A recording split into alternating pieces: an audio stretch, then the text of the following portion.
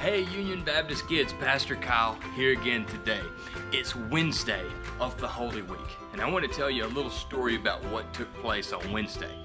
But the problem is, we don't really know what took place on Wednesday.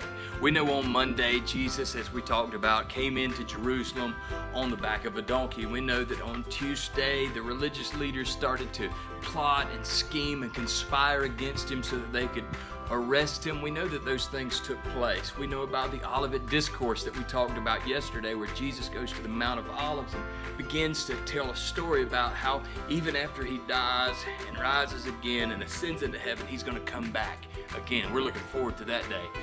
But Wednesday, the Bible doesn't say a whole lot about what went on.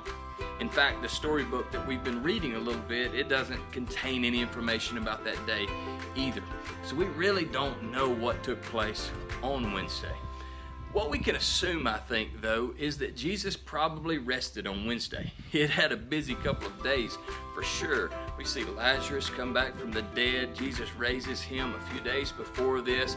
All of the events that took place, and Jesus coming into town on the donkey on Tuesday, the big prayer and speech that Jesus gives at the Mount of Olives on Tuesday. Maybe he just rested. You know, rest is a good thing. In fact, it's a God thing. It's something that God tells us we should do.